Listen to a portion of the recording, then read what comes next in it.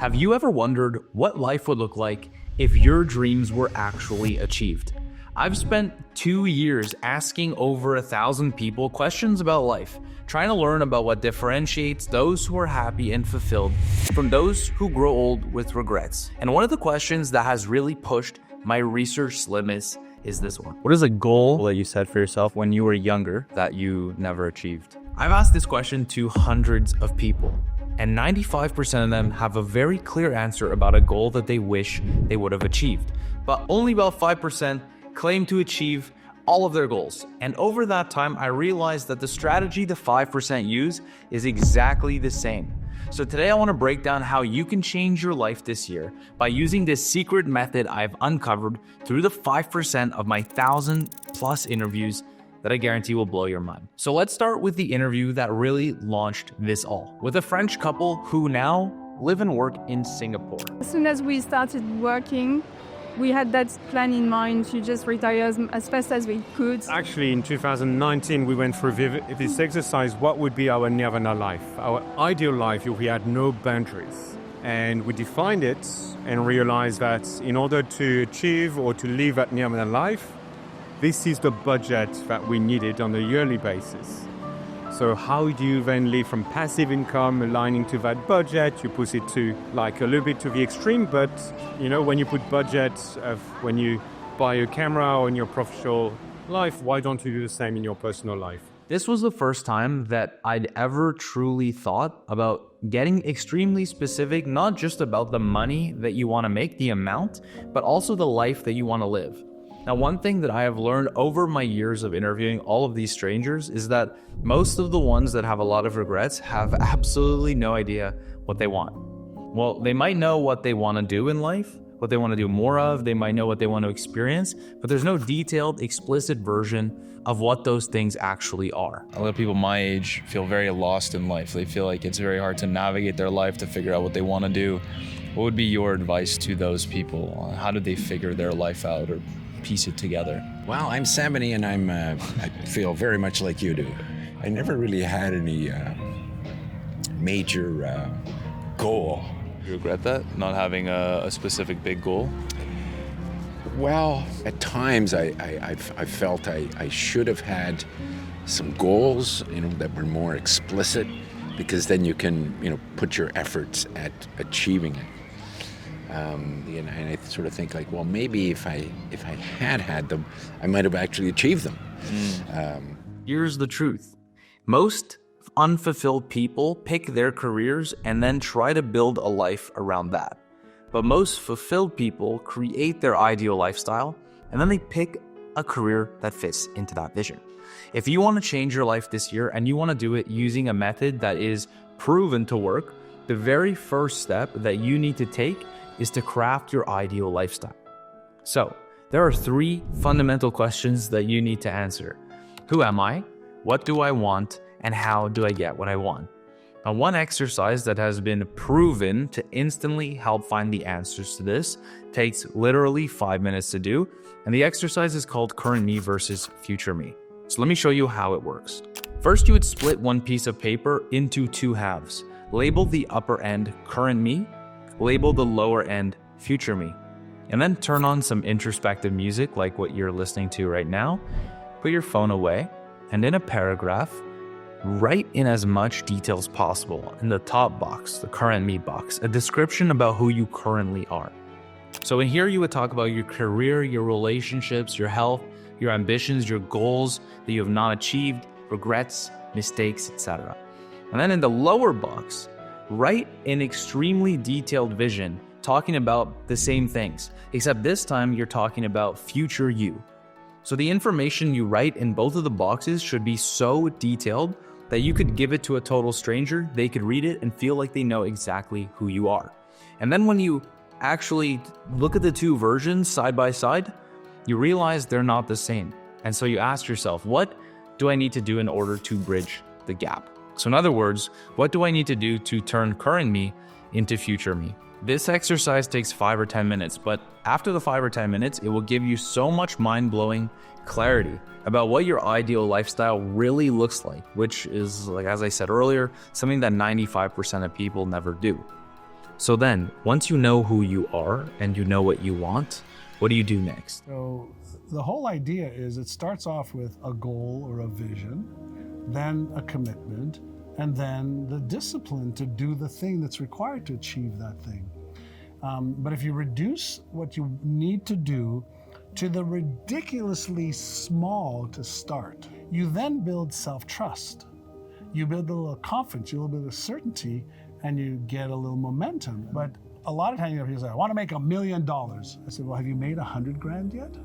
No. Have you made 10 grand in a month yet? No. Why don't we start with that? Step number 2 to changing your life this year is to turn your ideal lifestyle into a set of achievable, measurable, and detailed goals. Now, I've gotten a lot of comments from people online about goals are BS and I don't set goals. So here's my retaliation on why you guys are actually all goal setters. So first and foremost, there's nobody that hasn't achieved some goals. When you were a baby, you had a goal of walking, so you did that.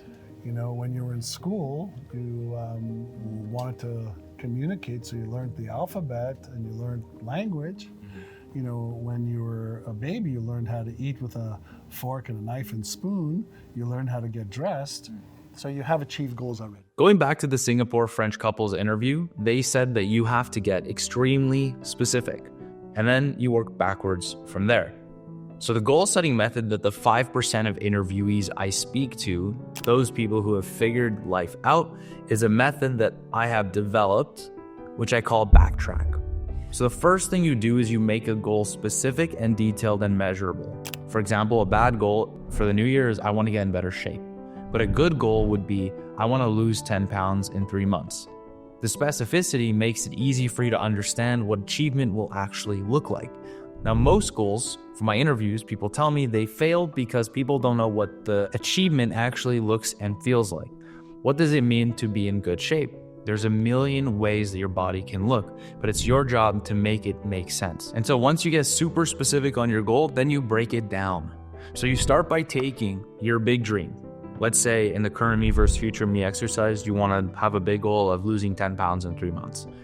You would take that goal and you would break it down into bite-sized chunks. So if it's a 6-month goal, you break it down to a quarterly goal, to a monthly goal, and to a today goal by asking yourself one question multiple times. What do I need to do in this period in order to achieve my future goal? Eventually, this leaves you, once again, with what the couple in Singapore hinted at. It gives you a step-by-step blueprint, which helps you avoid any potential dangers of getting off track, because now you know how to build. It also gives you a starting point, which again, I think is something that blocks all of us. So getting started is 95% of the hardest part when it comes to changing your life. So at this point, now you know what ideal lifestyle you want to work towards, and you know what goals you want to achieve, and you know how to get started, and it's detailed. So what would the last step be? The last step would be turning your goals into your reality. You know, many years ago, my first mentor, asked me what I wanted to achieve in my life. I said, well, I want a Mercedes-Benz, and I want a 4-bedroom house, and I want Italian clothes, and I want, Mercedes. I want all these things. And he just said to me, are you interested in achieving these things, or are you committed to achieving these things? And he says to me, if you're interested, you do what's easy and convenient. If you're interested, you'll allow your present circumstances and your present habits to control what you do. But he says when you're committed, you will do whatever it takes to upgrade your knowledge and your skills and your habits and your disciplines. Now, we created a goal-setting journal that's using the method that's explained in this video and the top advice from the 5% of the interviewees who have figured life out. So what I did for the goal tracking, the final step in this method, is I essentially made 6 months of goal tracking inside this journal, because lacking consistency, self-accountability, and discipline is a big reason why people get to the end of the year and they're sad because they didn't achieve any of their goals. So if you want to make serious change this year, you have to be willing to measure your progress. When I set a goal to lose 10 pounds in 3 months, but I don't track the weight on the scale every single day, I don't write it down in my journal, and instead all I do is look in the mirror and I'm like, okay, I look better, or okay, I look worse, I'm setting myself up to fail. The truth is, everywhere you go, there you are. You will not be able to see how well you have done unless you write everything down. So what I have learned that the most effective way to track your goals, according to the interviewees I've spoken to, is actually to do it by the quarter, the month, the week, and even track them by the day. And it's not just tracking them, but it's also having a period of reflection every week, every month, every quarter, where you stop to realize like, okay, hey, I did this well, I achieved this, I want to do this better next week, or oh shoot, I missed this, or I should improve that. Because over time, the back and forth analysis and reflection with yourself, it turns you into a more consistent and confident machine. How do we do what we love? You know, especially young people, they're very anxious and Do it. Do it. Just go do for it it. and Go do for it it. well. And yeah, then you do you'll it well. always have Do it well, and choose. Be flexible. Hey, the other thing is you have to adapt. Nothing's going to be a straight line in life.